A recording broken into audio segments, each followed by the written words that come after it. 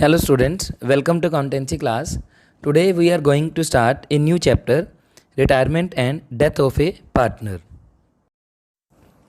Retirement and death of A partner means एक partner business से या तो रिटायर हो गया या उसकी डेथ होगी। तो एक पार्टनर के रिटायर होने पर और डेथ होने पर कौन कौन से अकाउंटिंग ट्रीटमेंट किए जाते हैं। सबसे पहले है calculation of new profit sharing ratio and gaining ratio. अगर एक पार्टनर बिजनेस से रिटायर होता है तो सबसे पहले न्यू रेशियो कैलकुलेट किए जाते हैं। फॉर एग्जांपल 3 पार्टनर है A B and C.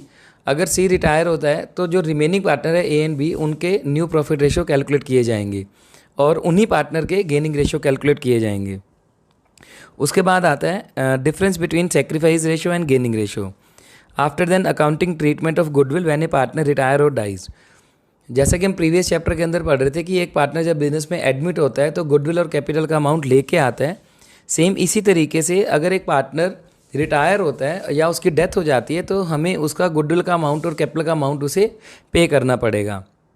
Retirement के केस में वो अमाउंट उसी पार्टनर को पे किया जाएगा, लेकिन डेथ के केस में ये अमाउंट उसके एग्जीक्यूटर को पे करना पड़ेगा। After then accounting treatment of revaluation of assets and liabilities. जैसा हमने प्रीवियस चैप्टर के अंदर किया था, एसेट्स और लायबिलिटी को रिवैल्यूट किया था, सेम उसी तरीके से इस चैप्टर में भी हम एसेट्स एंड लायबिलिटी को रिवैल्यूट करते हैं। एक्चुअल में जब भी कोई पार्टनर बिजनेस में एडमिट होता है या कोई पार्टनर रिटायर होता है या किसी पार्टनर की डेथ हो जाती है तो पार्टनरशिप फर्म रिकॉन्स्टिट्यूट होती है। और जैसे एक पार्टनरशिप फर्म रिकॉन्स्टिट्यूट होती है तो उसमें हम ये सभी ट्रीटमेंट करने पड़ते हैं हमें। तो उसमें एसेट्स और लायबिलिटीज़ को भी रीवैल्यूट किया जाता है। After then accounting treatment of reserves and accumulated profits and adjustment of capital according to the new profit sharing ratio. After then disposal of the amount due to retiring partner. Means आपने जो partner retire हो गया उसकी जो payment करनी है capital की, वो हमने यहाँ पे पेमेंट मेथड सीखना है कि उसकी पेमेंट किस तरीके से करनी है। आपको पेमेंट उसी टाइम पे करनी है या हम पेमेंट रुक के करेंगे। After then hidden goodwill and last topic है calculation of amount payable to the representative of a deceased partner.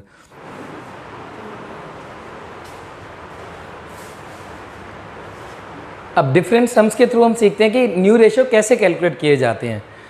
अलग अलग स्टेटमेंट दी हुई है, सभी स्टेटमेंट के अकॉर्डिंग हम देखते हैं एक एक सम वाइज कि न्यू रेशियो किस तरीके से कैलकुलेट किए जाते हैं। सबसे पहला सम दिया हुआ है एक्स वाई जेड 3 पार्टनर हैं, उनका रेशियो है 3:2:1। 3 पार्टनर्स हैं, रेशियो दिया हुआ 3:2:1।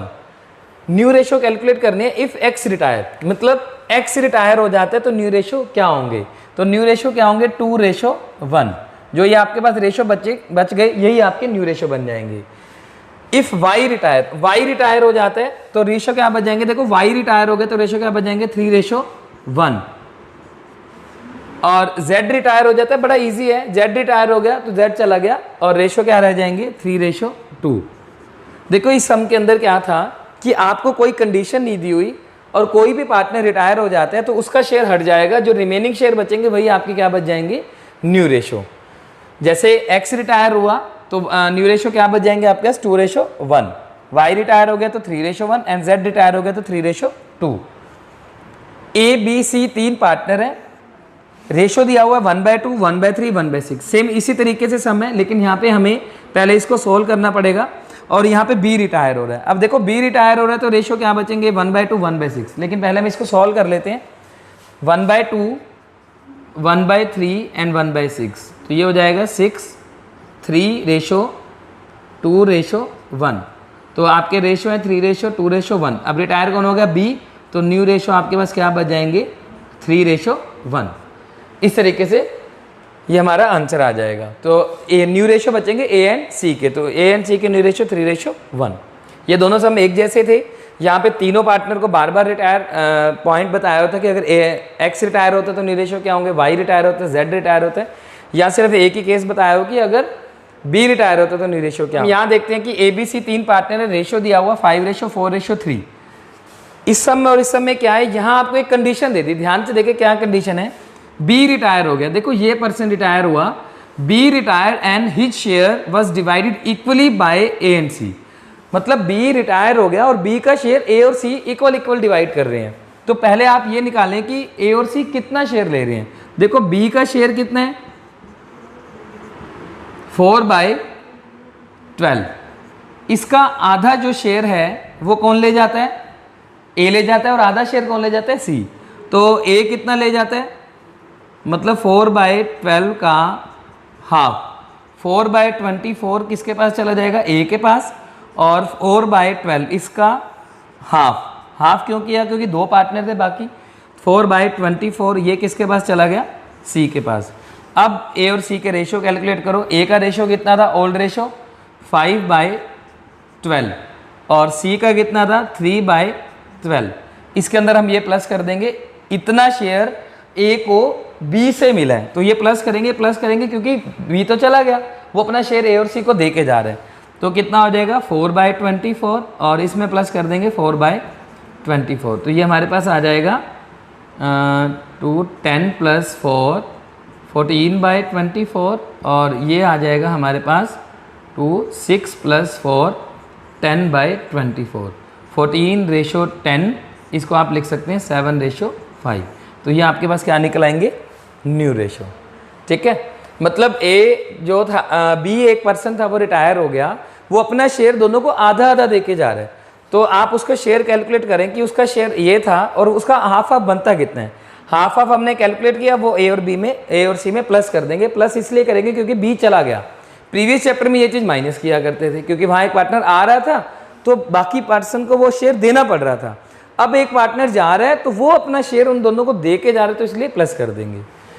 अब यहाँ था कि वो अपना शेयर इक्वली दे के जा रहा है, यहाँ थोड़ा सा इसने चेंज कर दिया। देखो यहाँ क्या है, कहता 3 पार्टनर है, ए बी सी, इनका रेशियो है 5:4:3। सी रिटायर हो गया और and his share was taken up by A and C in 3:2। यहाँ था इक्वली, यहाँ 3:2 में कर रहा है। तो पहले आप सी का शेयर निकालें, कितना है, सी का शेयर कितना दिया हुआ है आपको 3/12। तो 3/12 का कितना दे रहे हैं 3/5, मतलब इसको 3:2 में दे रहे हैं ना वो, तो इसका 3/5 मीन्स 9/60। आप इसको कट करके शॉर्ट भी कर सकते हैं, जैसे आपको ठीक लगे। 9/60 ये किसको दे रहे हैं, ए को, और 3/12 इसका 2/5 6/60 ये किसको दे रहे हैं, सी को। ठीक है, ये दे रहा है बी को, क्योंकि सी पर्सन जा रहा है ना। तो अब हम ए और बी का निकालेंगे। ए का शेयर कितना है 5/12 और बी का कितना है 4/12। इसके पास कितना आ रहा है 9/60, इसके पास कितना आ रहा है 6/60। तो ये कितना हो गया 60, 5 25 + 9 34/60, और ये कितना हो जाएगा 60, 5 20 + 6 26/60। 34:26। आप इसको शॉर्ट कर सकते हैं 17:13। इसको हम शॉर्ट में करेंगे तो 17:13 ये आ जाएगा हमारे पास। ठीक है, इस तरीके से आपके पास न्यू रेशो कैलकुलेट हो जाएंगे। अब नेक्स्ट हम देखते हैं पी क्यू आर, 3 पार्टनर है। पी क्यू आर रिटायर हो गया, देखो यहाँ R, and his share is entirely taken by P, मतलब उसका सारा का सारा शेयर पी लेके जा रहा है। मीन्स देखो आर का शेयर कितना है, आर का शेयर कितना है 2/10। ये सारा का सारा किसको मिल रहा है, पी को। तो पी का शेयर कितना था 5/10, 2/10 मिल गया उसको, किससे, आर से, और क्यू का 3/10, क्योंकि चेंज ही नहीं हुआ, वही का वही रहेगा। तो ये आ जाएगा 7/10 और ये 3/10। तो न्यू रेशो कितने आ जाएंगे 7:3। ठीक है, तो ये डिफरेंट कंडीशंस थी जिसके अंदर हम ये सीख रहे थे कि न्यू रेशो किस तरीके से कैलकुलेट किए जाते हैं। आपको स्टेटमेंट देखनी है, कंडीशन पढ़नी है और सम सॉल्व कर देना है। बस ध्यान से देखना है कि जो एक पार्टनर रिटायर हो रहा है या किसी पार्टनर की डेथ हो रही है, वो अपना शेयर रिमेनिंग पार्टनर्स को किस तरीके से देके जा रहा है, मतलब किस रेशो में देके जा रहा है। जैसे यहाँ इक्वल देके जा रहा था तो हमने उनको आधा आधा कर दिया, या 3:2 में था तो हमने उसी अकॉर्डिंग डिवाइड कर दिया। यहाँ एक पार्टनर सारा का सारा शेयर एक ही पार्टनर को देके जा रहा था तो उसमें हमने प्लस कर दिया। तो जो भी कंडीशन दी होगी उस तरीके से हमें न्यू रेशो कैलकुलेट कर लेने हैं। अब प्रीवियस टॉपिक में हमने सीखा कि न्यू रेशो कैसे कैलकुलेट किए जाते हैं। अब हम सीखते हैं कि गेनिंग रेशो कैसे कैलकुलेट किए जाते हैं। देखो, सेक्रीफाइस रेशो का फॉर्मूला था old ratio minus new ratio, और गेनिंग रेशो का फॉर्मूला है new ratio minus old ratio. तो बड़ा इजी है। देखो, जैसे प्रीवियस हम कर रहे थे कि 3 पार्टनर है XYZ, इनका रेशो है 3:2:1। एक्स रिटायर हो जाता है तो न्यू रेशो आएंगे 2:1। वाई रिटायर हो जाता है तो न्यू रेशो आएंगे 3:1 और जेड रिटायर हो जाता है तो न्यू रेशो होंगे 3:2। मीन्स नया पार्टनर जो एक पार्टनर जा रहा है बिना किसी कंडीशन के जा रहा है, मीन्स जैसे यहाँ एक कंडीशन दी हुई थी, विदाउट एनी कंडीशन एक पार्टनर बिजनेस से जा रहा है तो आप एक पार्टनर का शेयर हटा देते हैं, जो रिमेनिंग शेयर बचते हैं वही हमारे पास न्यू रेशो बचते हैं। अब हम इसमें गेनिंग रेशो निकालना सीखते हैं। अब हम इस केस का गेनिंग रेशो निकालते हैं कि अगर एक्स चला जाता है तो ये जो रेशो बचा हुआ है ये किसका बचा हुआ, वाई एंड जेड का। तो गेनिंग रेशो देखो कैसे निकालेंगे, वाई का कैलकुलेट करते हैं। गेनिंग रेशो का formula new ratio minus old ratio. अब न्यू रेशो कितना है 2/3, ओल्ड रेशो वाई का कितना था 2/6, तो ये कितना हो जाएगा 6 2 4 माइनस 2 2/6। और z का कैलकुलेट करेंगे तो ये कितना आ जाएगा, न्यू रेशो कितना है 1/3 माइनस 1/6, तो ये हो जाएगा 6, ये बन जाएगा हमारे पास 2 माइनस 1 1/6। तो गेनिंग रेशो कितने आ गए हमारे पास 2:1। इसी तरीके से जब इस केस को कैलकुलेट करेंगे, y रिटायर हो जाता है तो वहाँ पे भी new ratio minus old ratio, इसमें भी हम इसी तरीके से कैलकुलेट करेंगे।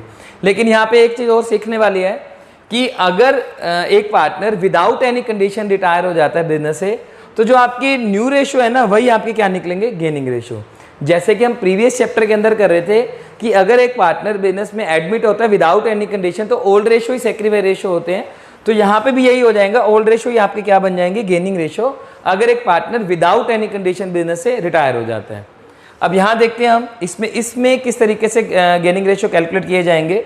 देखो यहाँ क्या आता है कि बी रिटायर हो रहा है और वो अपना शेयर इक्वली दे के जा रहा है ए और सी को, तो उस अकॉर्डिंग हमने न्यू रेशो कैलकुलेट ऑलरेडी करे हुए हैं। कैसे थे कि इक्वली दे के जा रहे हैं तो बी का शेयर है 4/12, 4/12 का हाफ दे के जा रहा है ए को, 4/12 हाफ दे के जा रहा है, 4/12 का हाफ दे के जा रहा है सी को। तो यहाँ गेनिंग रेशो देखो इक्वली दे के जा रहे हैं तो गेनिंग रेशो क्या होंगे, इक्वली होंगे।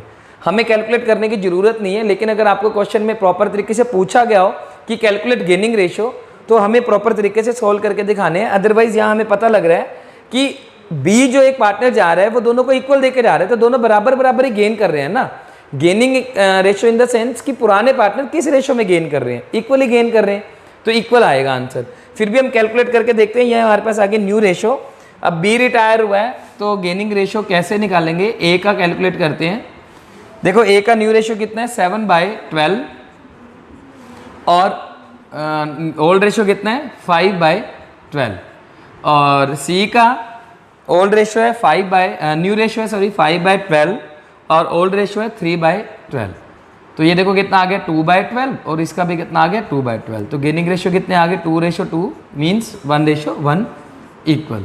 तो ये चीज़ तो हमें क्वेश्चन से ही पता लग रही थी, तो हमने कैलकुलेट क्यों किए।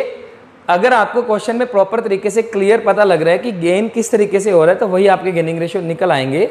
मीन्स यहाँ पे बी जो अपना शेयर है वो दोनों को इक्वल देके जा रहे हैं तो वही आपके गेनिंग रेशो है। अदरवाइज अगर आपको पता नहीं चल रहा कि किस तरीके से गेनिंग रेशो कैलकुलेट करने हैं तो आप फॉर्मूला लगाएं new ratio minus old ratio, या अगर आपको क्वेश्चन में प्रॉपर तरीके से मेंशन किया हो कि गेनिंग रेशो कैलकुलेट करके दिखाएं। अब यहाँ पे ऐसा हो सकता था कि बी अपना शेयर ए और सी को 3:2 में देके जा रहा है तो गेनिंग रेशो कितने हो जाते हैं 3:2। इस केस के अंदर देखो पी के आर 3 पार्टनर है, C retire and his share is entirely taken by P. मतलब जो पी आर का जो सारा का सारा शेयर है वो किसने एक्वायर कर लिया, पी ने। मींस सारा का सारा गेन किसको हुआ, पी को। तो यहाँ पे जब गेनिंग रेशो निकालेंगे सिर्फ एक ही पार्टनर गेन करेगा, कौन, पी, क्योंकि पी सारा का सारा शेयर ले रहा है, एक्वायर कर रहा है, गेन कर रहा है। तो यहाँ पे गेनिंग रेशो किसका निकलेगा, पी का। तो यहाँ पे एक ही पार्टनर गेन करेगा, पी। तो इस तरीके से गेनिंग रेशो कैलकुलेट किए जाते हैं। गेनिंग रेशो का फॉर्मूला है new ratio minus old ratio. तो आज की क्लास में हमने 2 टॉपिक कवर किए। एक पार्टनर जब बिजनेस में रिटायर हो जाता है तो न्यू प्रॉफिट किस तरीके से कैलकुलेट किए जाते हैं। दूसरा, अगर एक पार्टनर बिजनेस से रिटायर होता है तो गेनिंग रेशो किस तरीके से निकाले जाते हैं, क्योंकि एक पार्टनर बिजनेस से रिटायर होता है तो जो रिमेनिंग पार्टनर रह जाते हैं उनको गेन होता है। तो ये जो हम अभी सम कर रहे थे उनके थ्रू हमने सीखा कि न्यू प्रॉफिट रेशो कैसे कैलकुलेट किए जाते हैं और गेनिंग रेशो कैसे कैलकुलेट किए जाते हैं। गेनिंग रेशो को अगर आपको स्टेटमेंट से पता लग रहा है समझ आ रहा है तो आप सीधा भी निकाल सकते हैं, डायरेक्ट भी गेनिंग रेशियो कैलकुलेट कर सकते हैं। अदरवाइज आपको क्वेश्चन में नहीं पता लग रहा तो आप फॉर्मूला लगाएं new ratio minus old ratio. Unsolved हम आपको अपनी फेयर नोटबुक पे करने हैं। फिर भी किसी तरीके का डाउट हो तो आप मुझसे डाउट सेक्शन में जाके ले सकते हो।